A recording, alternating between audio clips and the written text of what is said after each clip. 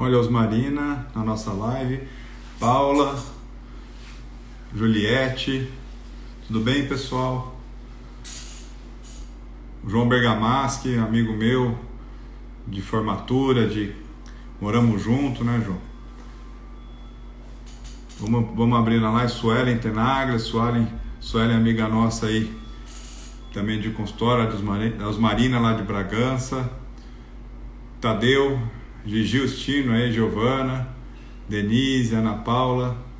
Bom, a gente vou comentando com vocês. Doutora Camille, ó, nossa convidada, já está aí também na live, deve chegar o convitinho dela para participar daqui a pouco.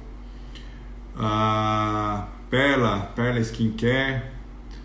Vamos aí, pessoal, esse tema é um tema interessante, recorrente.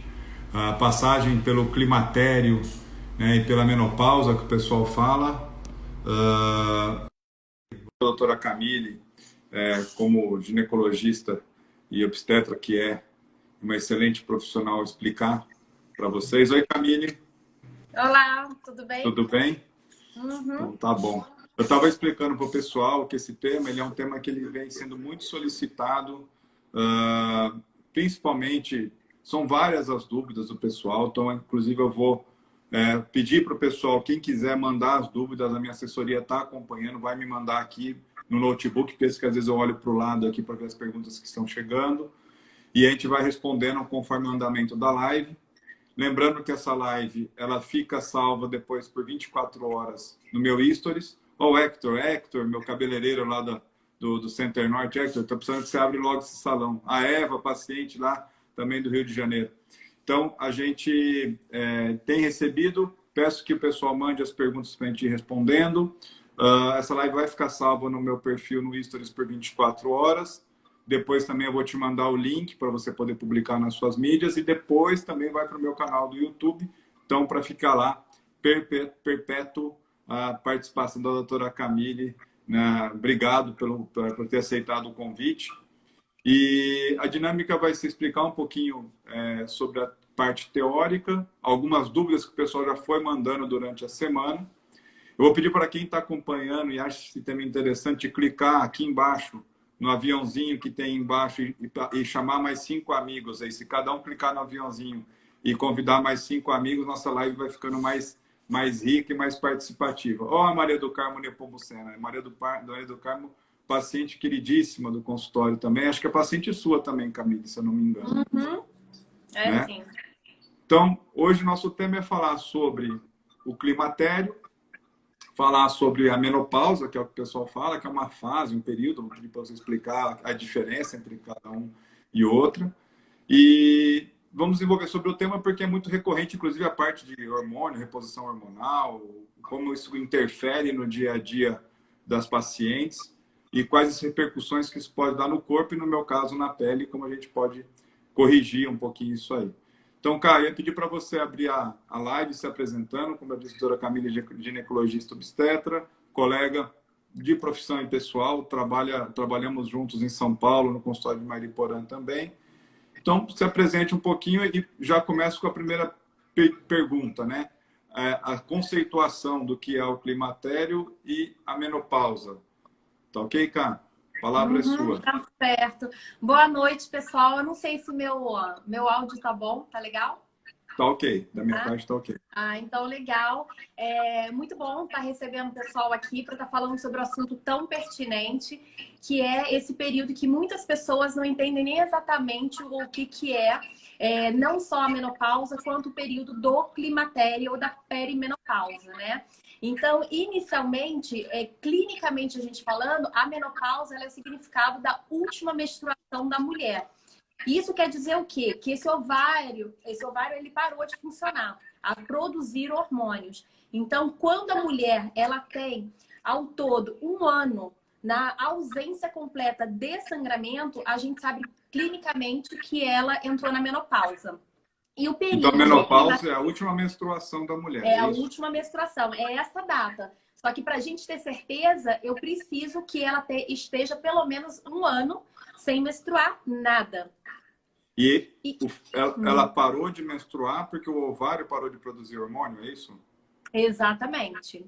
Primeiro o hormônio feminino e, consequentemente, depois o hormônio masculino também, dando também alguns sintomas. Já a questão do climatério é esse período que antecede essa menopausa. Então, o ovário ele começa a entrar em falência, não é uma situação que a gente tem de uma hora para outra, e aí começa a dar sintomas. Isso pode acontecer por volta de mais ou menos 2 a 3 anos antes de você ter, de fato, sua última menstruação.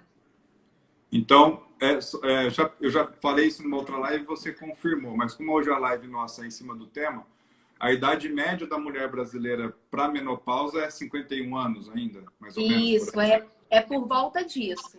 Tá? Então, se a gente está falando de média, particularmente a partir dos 45 anos, ela já pode começar a sentir essa questão da variação hormonal para em torno dos 50, ali ela já ter o período da última menstruação, é isso? Pode. Isso varia muito de mulher para mulher, tá? Um marcador que eu gosto de falar com os pacientes é quem teve menstruação bem cedo tem uma tendência a ter uma menopausa também um pouco mais cedo do que essa média, porque a gente tem uma quantidade própria de óvulos ao nascimento e isso vai se extinguindo ao longo dos seus ciclos menstruais. E também você pode observar quando é que a sua mãe entrou na menopausa, que a gente também pode repetir esse padrão. Tá. Bom, se a gente está falando... o pessoal está mandando boa noite aí. A Mandinha, a Fadel, mais um pessoal aqui que entrou. A V Rocha, que estava ontem na live com o Lucas, também acompanhando. Rodrigo, a Sandra lá de Atibaia, o Edson. Boa noite, pessoal. Só vou repetir, vai mandando as dúvidas quem tiver. Pode mandar aqui que a gente vai respondendo. Aproveita e convida mais 5 amigos, cada um convidando mais 5 amigos para a gente encher nossa live. É só clicar nesse aviãozinho que fica embaixo e chamar mais 5 amigas, né? No caso aí, para participar da nossa live. Ok, então é o seguinte, se a gente tem uma variação, né, da produção hormonal pelo ovário, quer dizer então que esse ovário vai, né, ficar mais preguiçosinho com o tempo, vai produzindo menos hormônios e isso começa a dar os sintomas típicos do climatério, né? Que seria ali, tem diversos sintomas, eu pedi para você falar quais são os mais comuns, e aí eu vou reservar para a minha parte, a parte que se destina à pele. Então, quais são os hormônios que primeiro começam a sofrer decaimento, que a gente pode falar? Começa a sofrer decaimento. É um declínio, né? Um declínio. Inicialmente, o hormônio feminino, né? Que é chamado de estradiol. E aí, assim, a gente tem desde pacientes que não sentem absolutamente nada e a gente tem pacientes que os sintomas variam muito, né? O clássico são os fogachos, que são os calores noturnos. São calores bem típicos. Às vezes a paciente fala assim, mas eu tenho calor o dia inteiro. Não é o habitual, tá? Até porque a gente está num país tropical que sente mais calor. Geralmente são calores que te acordam à noite. Ele vem como ondas, tá? Geralmente da parte daqui do abdômen e sobe. E ele pode te ruborizar, te dar mal-estar geral. E dá alguns minutos ele desce arrepiando. Então é aquela mulher que tira a roupa na madrugada e dá um tempinho, já põe a roupa de novo e passa por esse processo ao longo da madrugada, o que também lhe ajuda a piorar a qualidade do sono. Então, sintoma também de insônia é um outro sintoma. A gente pode ter dor de cabeça, ressecamento de pele, ressecamento de mucosas como a vagina, que é uma queixa muito comum, queda da libido, da disposição geral, da energia. Pode vir também com alterações da tireoide. Então, são inúmeros sintomas.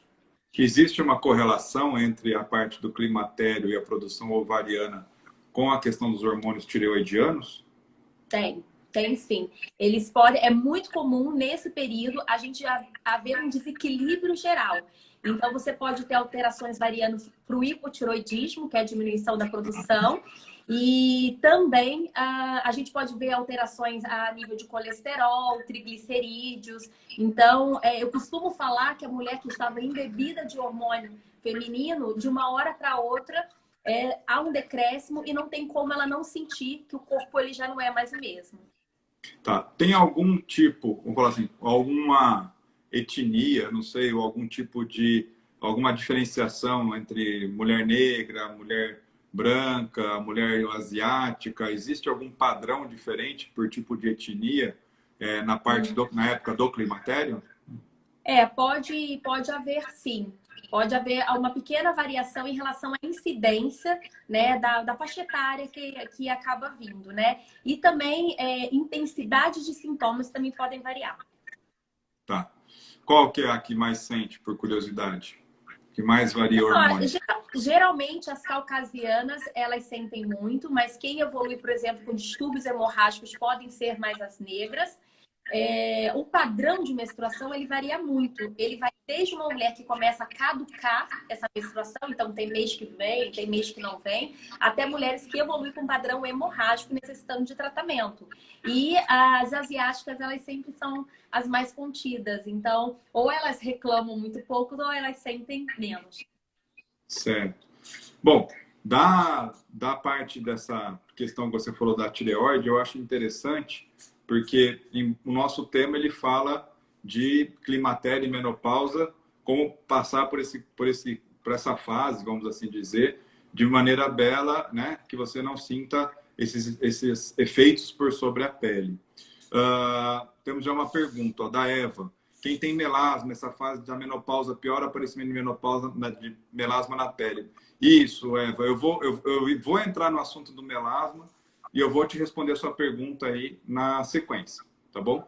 Então, assim, é interessante você falar essa parte da tireoide nessa época do climatério, porque a parte da tireoide, ela não só tem uma repercussão na pele, mas ela tem uma repercussão muito grande no cabelo.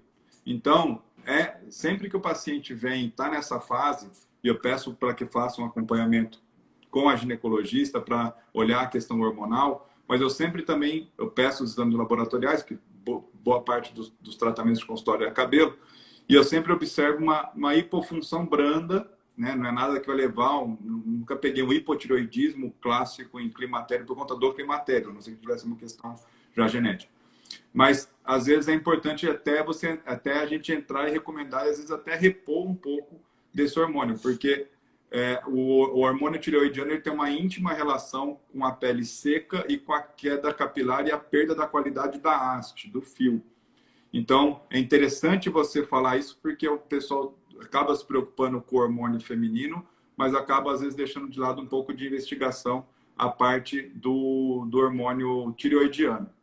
A Denise Cassiano está perguntando como podemos prevenir a pele do envelhecimento nessa fase. Legal, Denise. Também vou comentar isso aí. Aproveitando, pessoal, manda mais dúvida, clica no aviãozinho e chama mais gente para a nossa live aí. Bom, vou responder aqui a parte da Eva. Cássia, a gente tem uma variação de hormônio, né? Aí eu vou pedir para você falar um pouco depois do estrogênio, quais são eles que acabam variando mais. Eva, o melasma, como eu tenho outras lives minhas feitas, né, até com a doutora Alessandra, tem lá no YouTube, pode procurar para ver mais detalhadinho do mecanismo. Um dos componentes é a parte do hormônio feminino e a variação hormonal, ele interfere no ciclo da melanina e acaba, assim, tendo o que a gente chama de fatores internos para desenvolvimento de hiperpigmentação. Então, ele não só estimula a formação de pigmento, como ele também desacelera o processo de despigmentação, porque o pigmento chamado melanina, ele é produzido e degradado. Por isso que a gente vai para a praia, se bronzeia, passa um tempo e a gente perde aquele bronzeado, né? Porque a melanina ela pigmenta a pele por uma defesa do organismo na exposição da radiação. Depois, passado o estímulo, ele degrada aquilo. Tanto na gravidez, que são dois marcos simbólicos, a gravidez e climatério ou menopausa, você tem uma variação hormonal mais intensa e, por conta disso, fatores endógenos, fatores do próprio organismo, podem levar a essa desregulação na produção do melasma.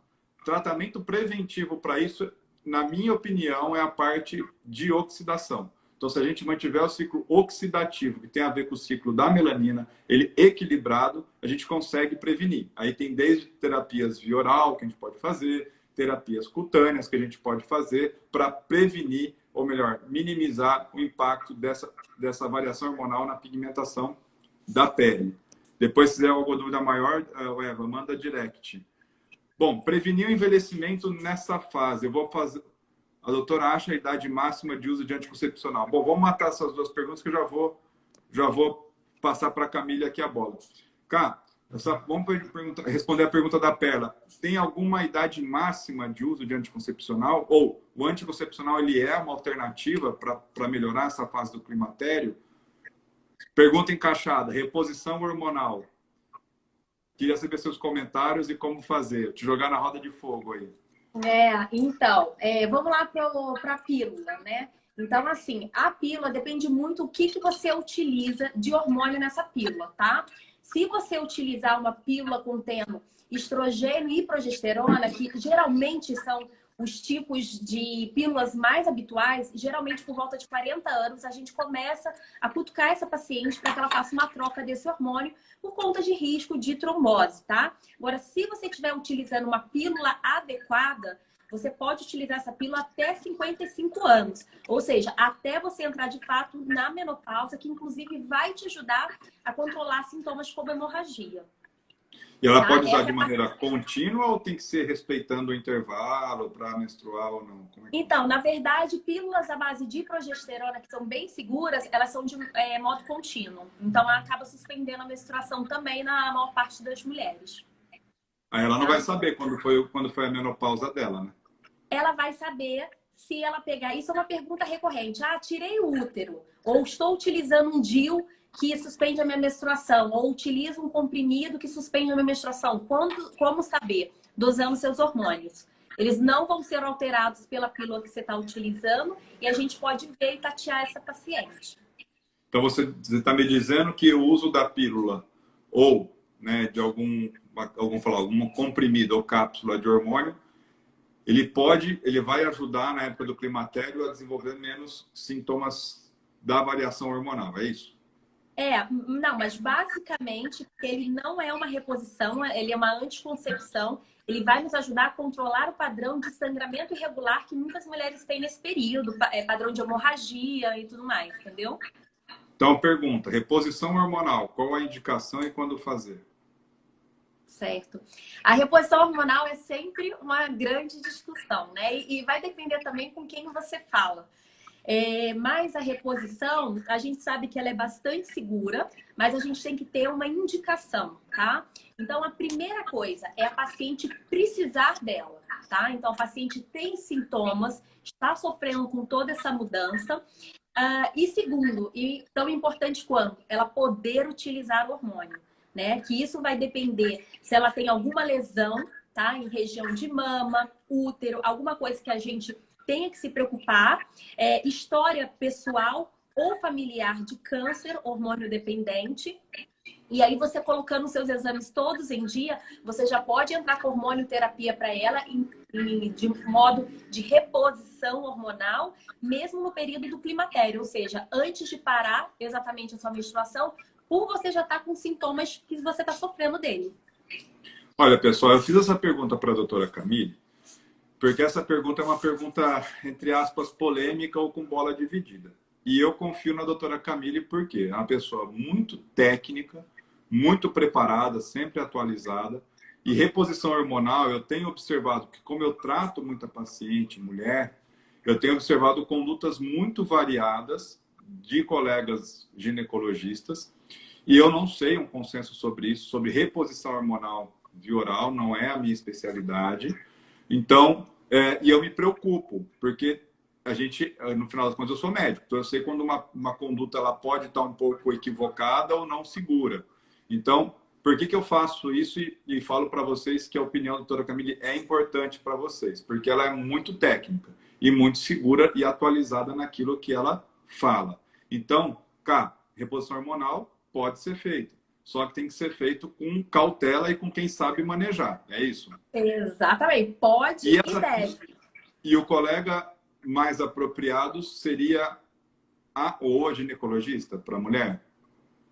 Eu acho o mais adequado, por quê? Porque não adianta você só pegar os sintomas, saber a fórmula que você vai prescrever, porque você precisa ter avaliado os órgãos-alvo desses hormônios, que é mama, útero, então para ver se ela pode, entendeu? Olha, pessoal, para o pessoal que tá vendo a gente, isso é muito interessante, porque é uma medicação que não se vê, né? Você toma, você aplica na pele, mas que pode dar repercussões graves se não feitas de maneira correta, grave do ponto de vista até de preocupação aí com cânceres, né? Se não fizer de maneira correta. Então, quem está assistindo, gente, clica no aviãozinho, se tem alguém que conhece aí que está repondo hormônio, manda um convitinho, porque é interessante ouvir a opinião toda a Camille.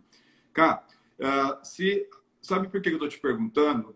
É uma pergunta difícil para você responder. Vou te colocar numa segunda fogueirinha aí. Eu tenho visto muito dos nossos colegas médicos, até dermatologistas, médicos do esporte, né, que se fazem pós-graduação de medicina esportiva, médicos nutrólogos repondo hormônio. Me preocupa isso, tá? Quando eu falo de hormônio, reposição de hormônio, tal, de uma maneira geral, tanto pela pele quanto viral, me preocupa isso, porque eu não fiz ginecologia, fiz o R1 de ginecologia, né, primeiro ano, depois eu saí e fui fazer dermato, mas eu sei que não é uma coisa assim, a fazer a rodo, vamos fazer dizer. Eu vejo muita gente no consultório chega retomando hormônio, até vezes injetando hormônio, e eu não acho isso legal. Então eu sempre falo, quem que está fazendo é ginecologista? Bom, se é o ginecologista eu já fico tranquilo. Então, tô errado na minha observação ou não?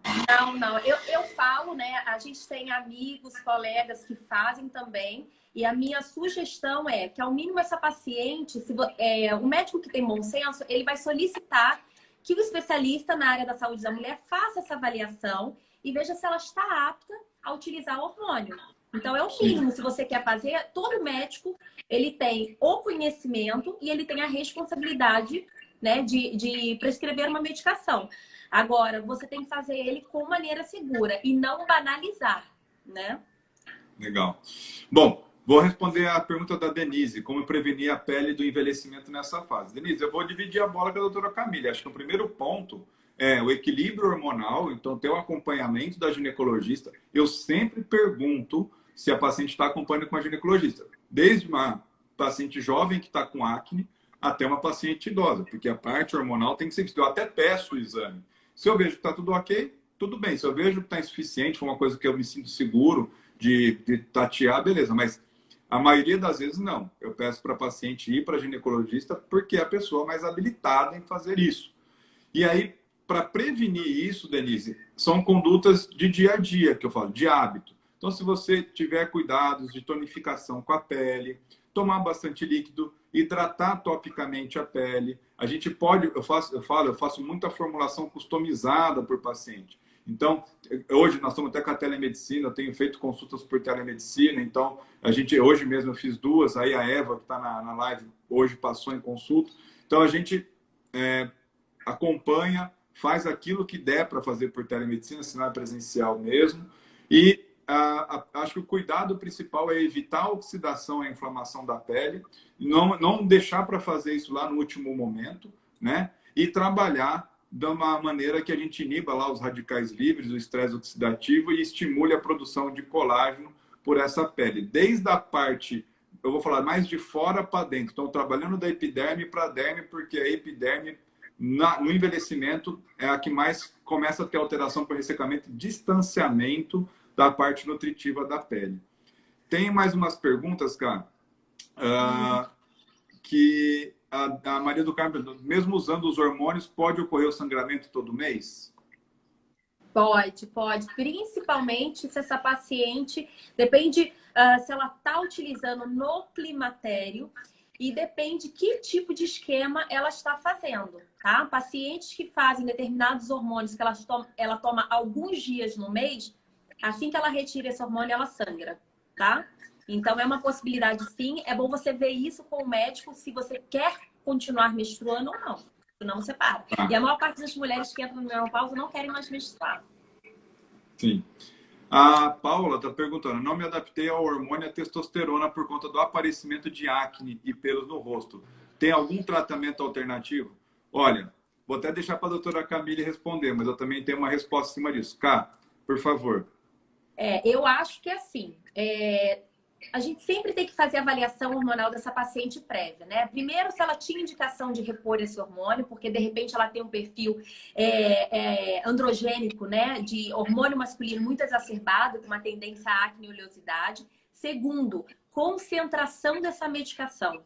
Eu sou super a favor de repor o hormônio masculino na mulher, mas em doses fisiológicas. Ou seja, naquela que a gente vai ficar só com a parte boa. Disposição, libido, entendeu? Agora, quando a gente utiliza ele principalmente oral, injetável, anabolizantes que não foram feitos para uso feminino, salvo exceções, é aí onde a gente erra. E aí a paciente tem os efeitos colaterais que são inúmeros. Esses só são alguns.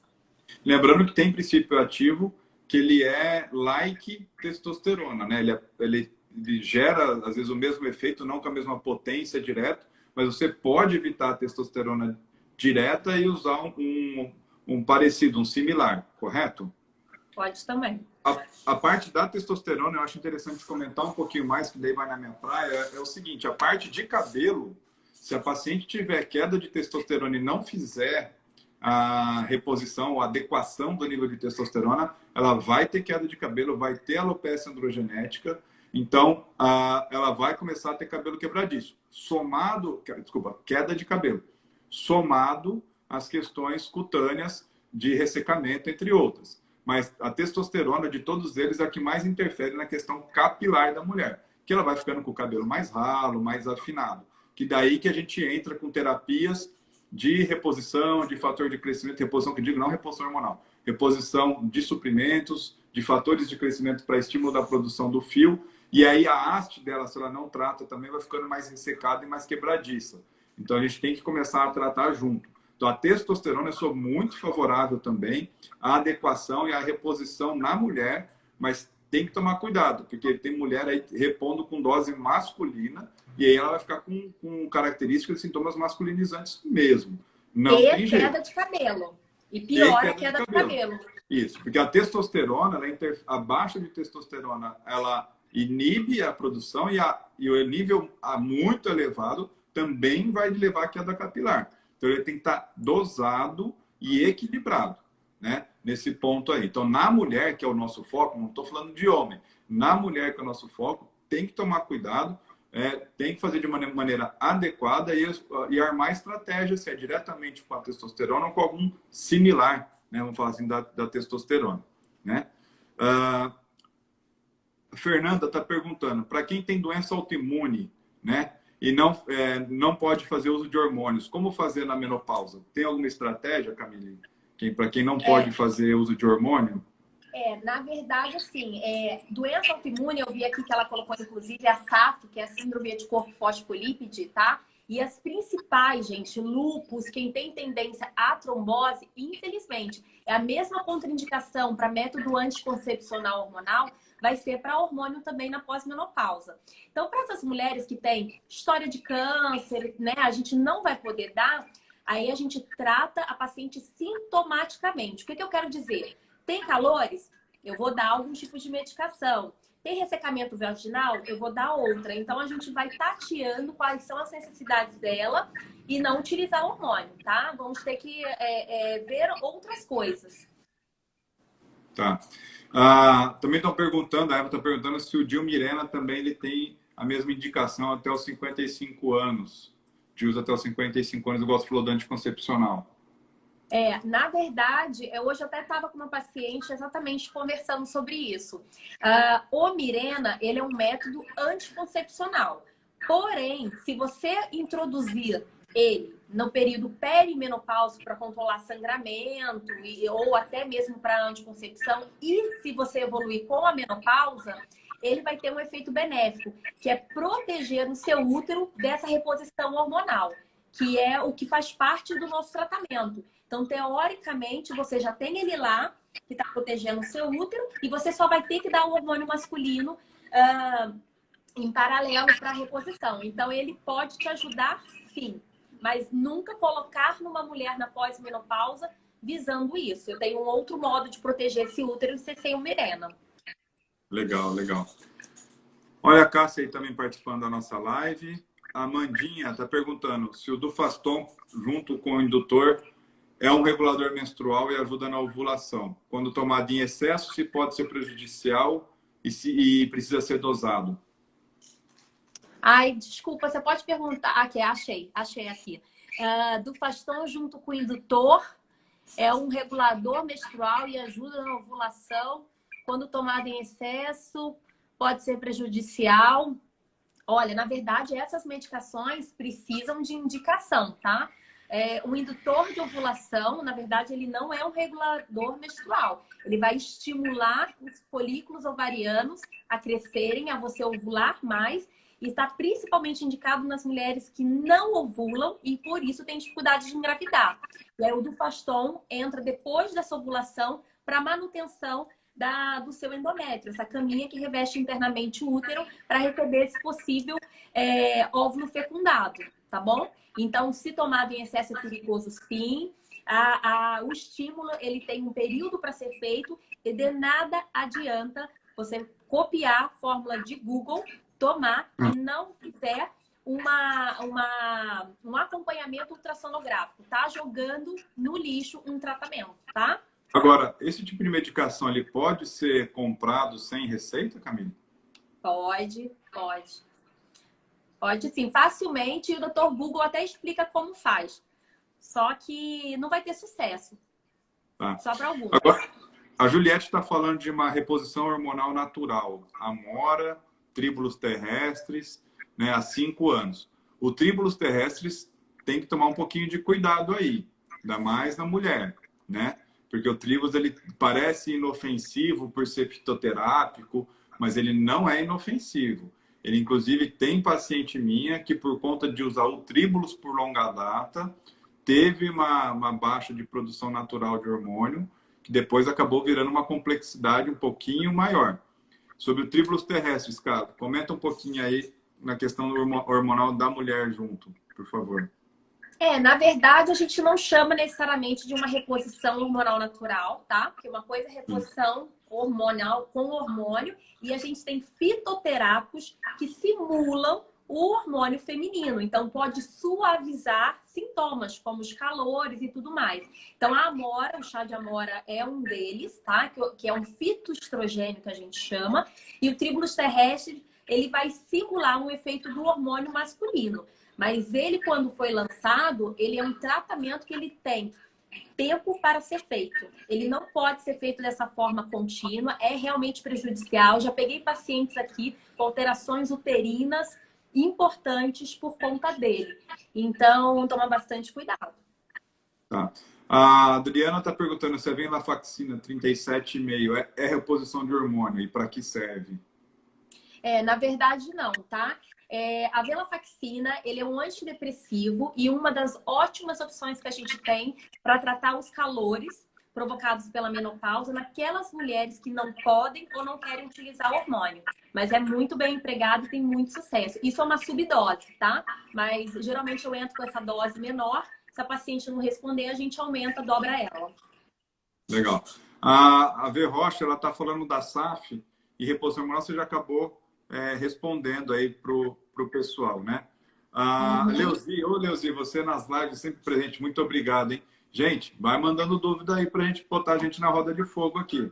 Ela tá falando que ela fez uma cirurgia para não ter filhos, né? E se isso interfere na produção de hormônio, obviamente, e na questão de sintomas da menopausa. A cirurgia esterilizadora feminina, ela interfere na menopausa e produção hormonal? Olha, na verdade, assim, o que acontece? A laqueadura tubária, teoricamente, ela teria que pegar só as trompinhas, cortar, clipar e tchau. Só que a gente sabe que durante o processo, às vezes você pega tudo e você come ali um pouquinho da circulação ovariana. Então, a longo prazo, a depender da técnica que foi feita, você pode antecipar um pouquinho a sua menopausa, sim, porque esse ovário vai perdendo circulação, ele vai ficando um pouquinho mais débil. Então, existe correlação, sim, tá? Mas não necessariamente sintoma, né? Tá. A Leila também é uma paciente queridíssima lá de Mariporã. Ela está fazendo uma pergunta que eu já vou até fazer um gancho aqui na pergunta dela. Se remédio para emagrecer pode influenciar na fertilidade. Vou até falar mais. Remédio para emagrecer, ele pode alterar o padrão hormonal produtora pelo ovário, Camille? Olha, na verdade, eu não falaria de hormônio propriamente dito. Quando a gente fala de remédio para emagrecer, a gente fala de muitas drogas, né? Sim. Mas a gente pode ter alteração em alguns neurotransmissores, tá? Um deles, por exemplo, a dopamina, tá? Se ela é diminuída, isso faz com que a gente tenha um aumento de um outro hormônio que é inibido por ele, que é a prolactina. E o aumento dessa prolactina, que é comum em muitos remédios desse, leva a parada da ovulação e, consequentemente, dificuldade para engravidar, tá? Agora, a gente também pode ter queda da qualidade dos seus óvulos por conta de uso de medicação. Então, depende muito do que você está utilizando e o quanto de tempo você utiliza. Então, o uso de remédio para emagrecer pode interferir diretamente na questão da fertilização. Quem está tentando engravidar, a gente retira. A gente sempre retira. O pessoal também está falando da maca peruana como um fitoterápico para aumentar a libido. Qual que é a tua experiência com a maca peruana? A maca peruana também ele é um fito-hormônio, né? Ajuda, principalmente quando a gente faz alguns manipulados para paciente, aquela paciente que quer algo mais leve, ou a paciente tem um histórico familiar positivo para câncer, então ela está preocupada, a gente pode estar introduzindo também com uma melhora. Lembrando que, vamos ser sinceros, é legal, é bacana, mas ela tem um efeito também de autossugestão da paciente, né? Muitas pacientes melhoram quando estão utilizando essa medicação, porque os estudos falam que a eficácia, de fato, ela não é muito alta, mas pode ser utilizado. A pergunta da Rosimeire, que é a clorela para detox. Clorela, até onde eu sei, não sei se você tem alguma experiência disso, a clorela ela é um complexo rico em vitamina B, né? E algumas questões ligadas ao ferro. Mas a clorela, ela tem um intuito, né, que o pessoal fala de ajudar na redução de peso, que diminuiria o apetite. Seria um repositor energético, vamos assim dizer, um regenerador celular. Porém, eu já busquei na literatura publicações mais seguras da clorela e eu não achei. Tem o pessoal da Purifarma, que é quem fornece, é um dos que fornece clorela. Eu não prescrevo porque eu não achei nada tecnicamente ou cientificamente bem divulgado a respeito disso. Você tem alguma experiência com a clorela, Camila? Zero. Tá. Bom, falando um pouquinho da parte da variação hormonal, eu digo que os hormônios eles têm íntima relação com a parte do envelhecimento. Porque se a gente tem uma variação hormonal, a gente vai... Bom, hormônio ele estimula, né? Ou inibe alguma coisa. Se a gente tem uma variação hormonal, a gente vai ter variação de, entre aspas, metabolismo, seja ele qual for. Se a gente tiver uma tendência à formação de melasma, ele pode desencadear hiperpigmentações e melasma. Mas a diminuição, a variação hormonal pode gerar manifestações cutâneas, desde acne até mesmo a parte de pilificações, a parte de manchas, e entre outras, né? Agora, a diminuição, né, total ou diminuição gradativa da produção de hormônio, e aí a Camille falou no começo da nossa live sobre isso, vai diretamente interferir na qualidade da pele, sim, desde a hidratação até mesmo a arquitetura da nossa pele. Lembrando que, principalmente, a gente fala das 3 camadas, aonde a gente fala da camada mais profunda, que é a hipoderme, que é onde acumula gordura. Então, se a gente tiver variação hormonal, ou melhor, se a gente diminuir com o passar da vida, a gente diminui a questão hormonal, os níveis hormonais, vai perder volume nessa parte da hipoderme. Então, por isso que o rosto da pessoa mais envelhecida, ele é um rosto mais deprimido, um rosto mais com menos preenchedor, com menos preenchimento, porque ele perde gordura e a derme dele também vai deixar de produzir e ciclar, vai diminuir, né, na verdade, e ciclar o colágeno, entre outras, elastina, fibronectina e tudo mais. E na camada mais superficial da pele, que é a epiderme, que ela não é vascularizada, então ela é hidratada por embebeção a partir das camadas mais profundas, essa pele que com o passar da vida vai ficando menos hidratada, menos nutrida, vai se afinando por queda de metabolismo local. E ela vai ficando mais friável, mais facilmente... qualquer ferida, qualquer atrito pode ferir essa pele, a gente vai tendo uma perda da qualidade.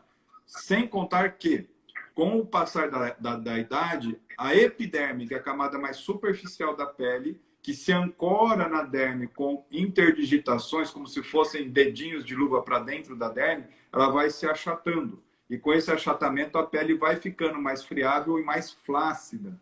Então, por isso que eu bati nesse tema hoje, primeiro porque o pessoal pergunta muito. Mas para minhas pacientes aí de dermatologia, a queda geral dos níveis hormonais, ou o decaimento dessa quantidade de hormônio, vai levar a uma perda da qualidade da pele, sim. Por isso que eu falo que a minha especialidade está ligada intimamente à ginecologista, e assim como também ela está ligada intimamente à neurologista, porque sintomas psicológicos também se manifestam pela pele, né?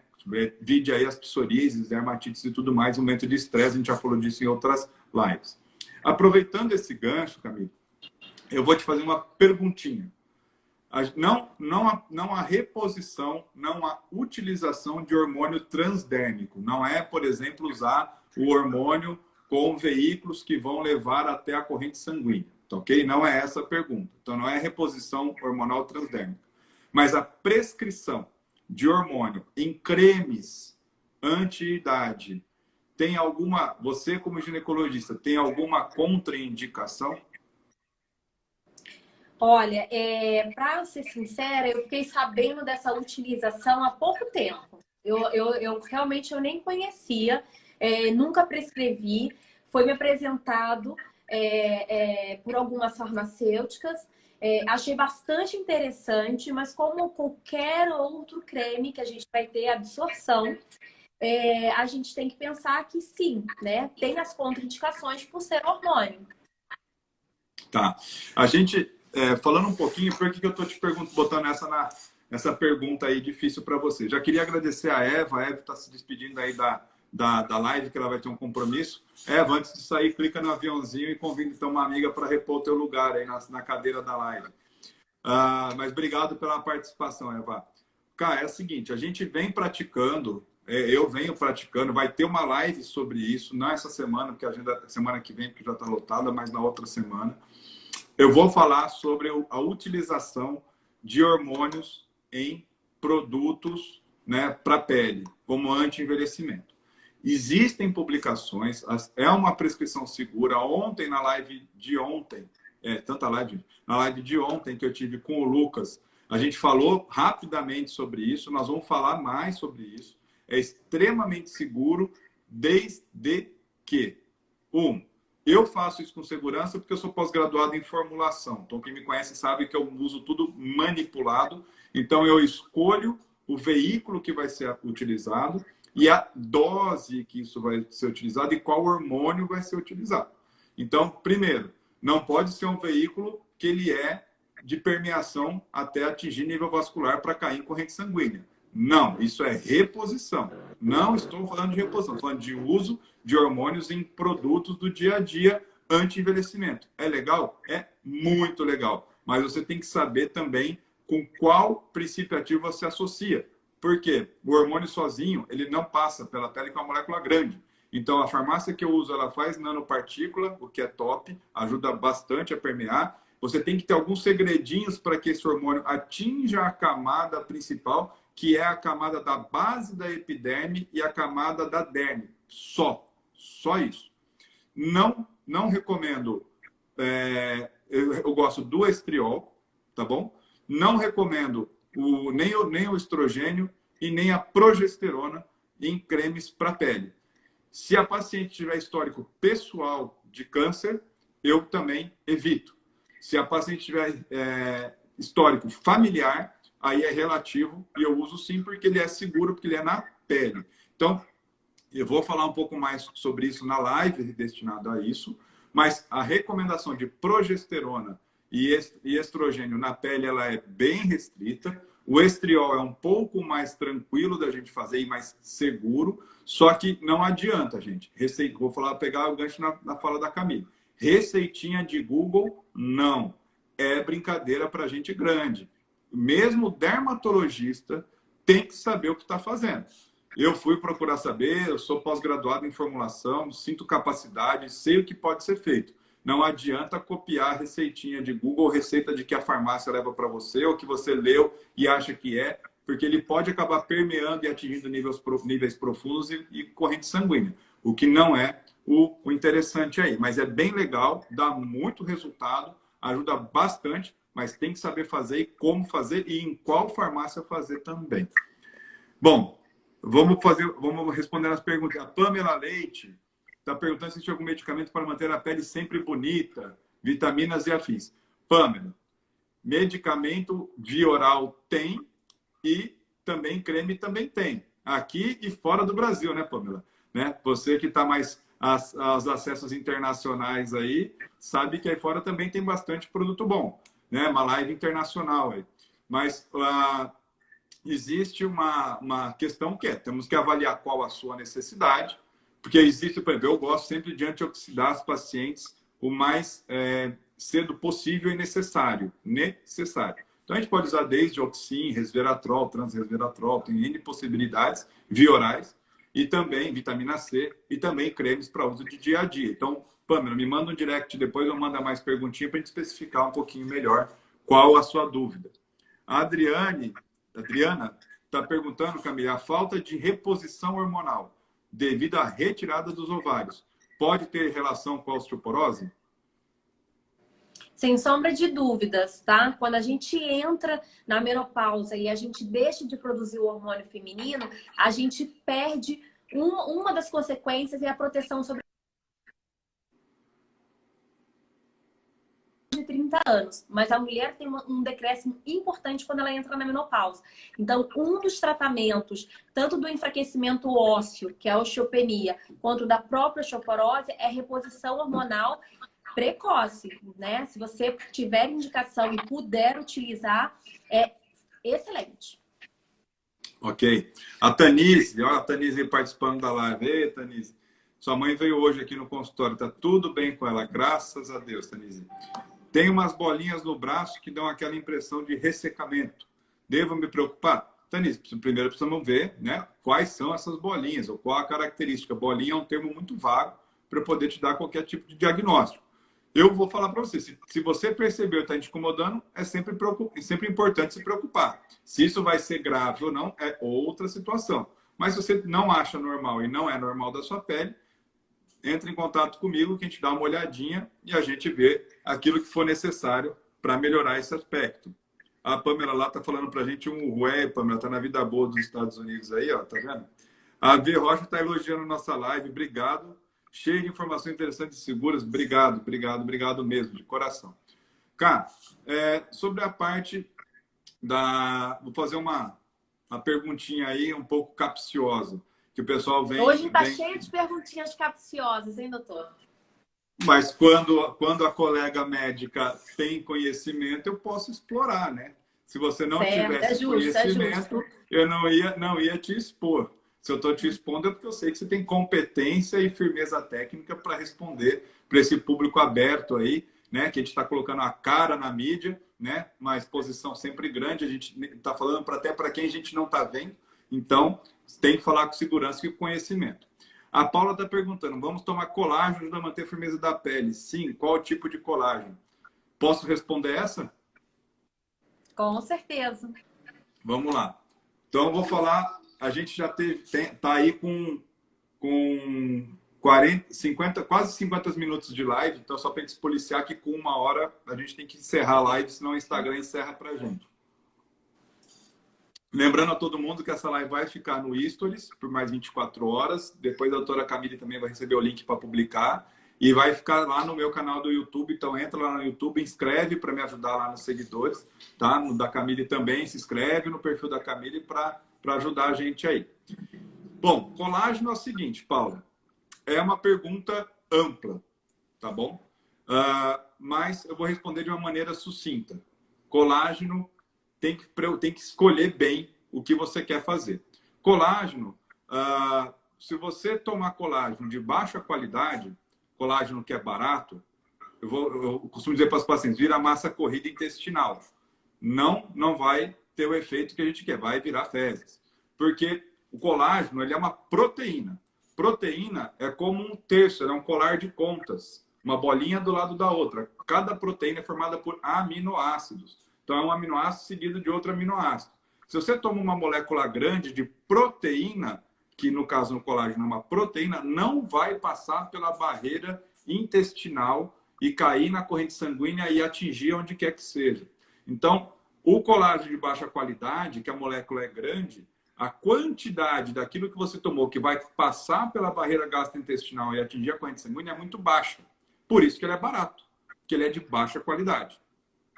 Quando a gente já vai para os colágenos que são hidrolisados, essa molécula de proteína ela é quebrada numa fração menor. O que isso ajuda?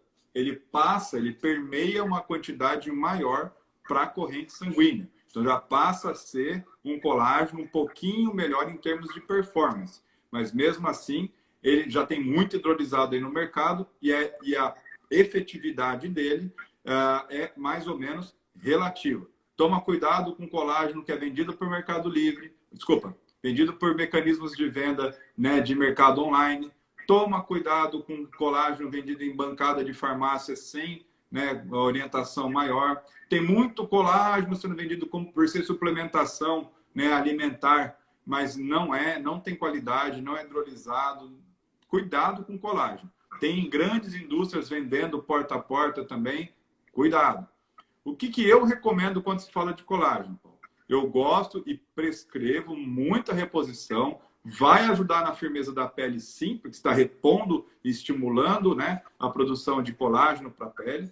Mas aí você tem que usar o peptídeo. O peptídeo de colágeno é uma pequena fração daquela proteína chamada colágeno. Então, esse peptídeo ele vai permear pela pele uma porcentagem muito maior. E lá no local de destino, vamos falar da pele, se eu estou estimulando essa pele, seja com peeling, um microagulhamento, uma mesoterapia, qualquer coisa que seja, se for corporal, um peeling corporal, um tratamento de estria, um tratamento de celulite, não adianta eu estimular o fibroblasto, que é a célula produtora de colágeno pela pele, a produzir colágeno, se eu não dou aminoácido para ele fazer a junção desse colar de contas. Então, quando eu falo de peptídeo, eu já dou daqueles 100% que você toma, quase uma totalidade dessa porção vai cair na corrente sanguínea e vai atingir o destino. E lá, as células vão juntar esses peptídeos de novo e montar a fibra de colágeno.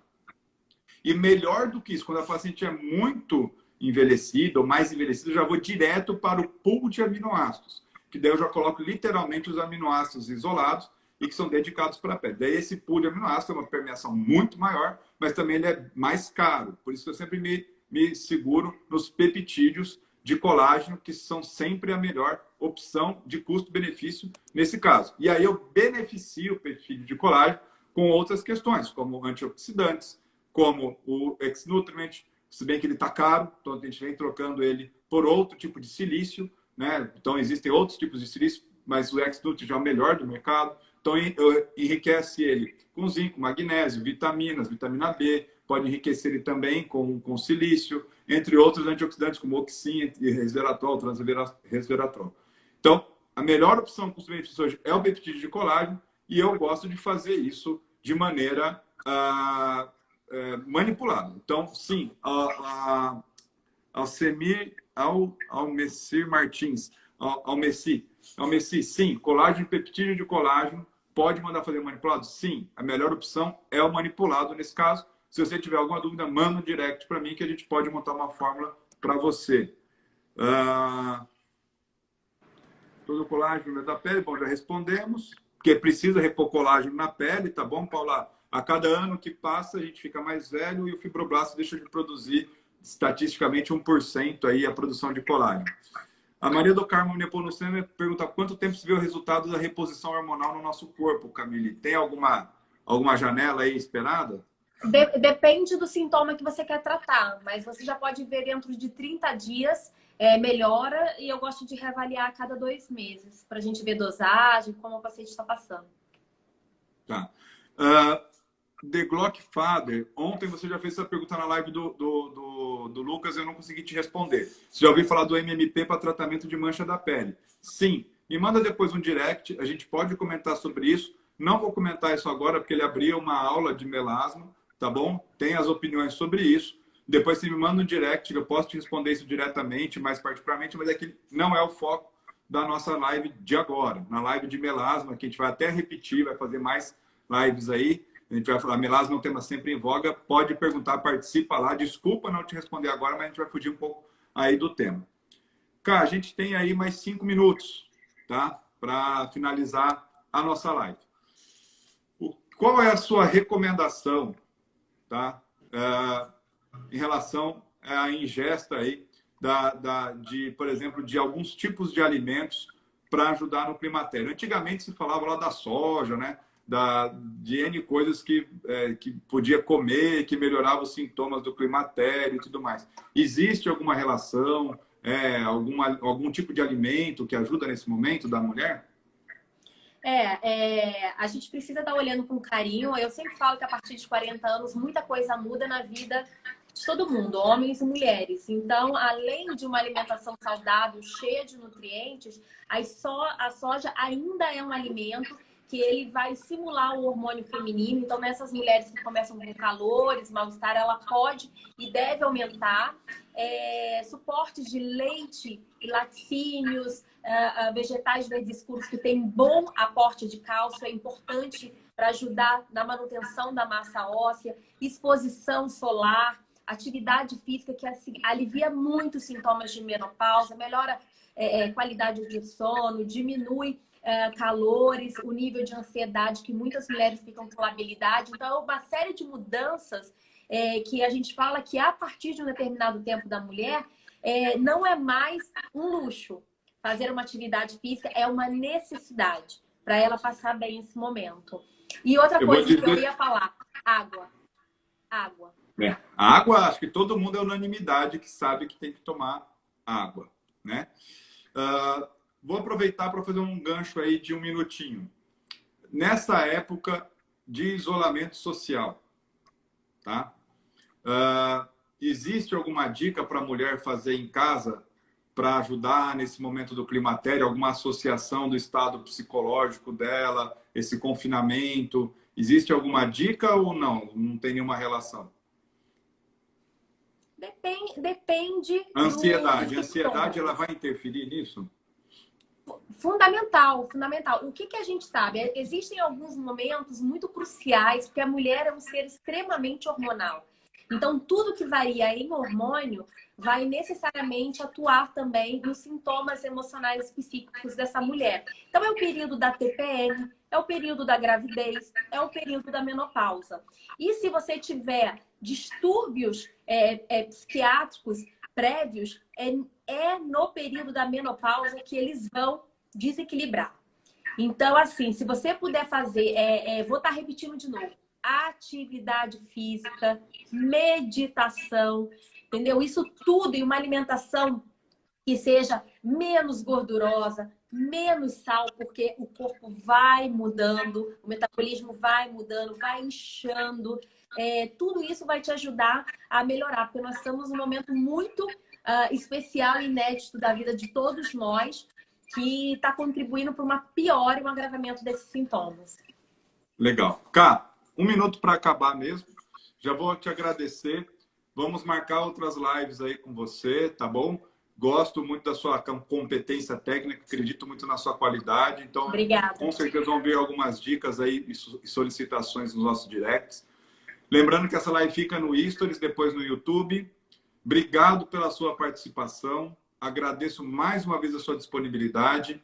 Vou te deixar aí 30 segundos para você se despedir do pessoal e aí a gente vai acabar encerrando. Gente, eu quero agradecer a companhia de vocês e também o convite do Dr. Marcos Kawasaki. Foi muito bom, realmente 1 hora foi muito pouco, é um tema muito extenso, mas eu só queria avisar para vocês que A menopausa pode ser sofrível, mas tem solução. Então, procure a sua avaliação, a sua ajuda para passar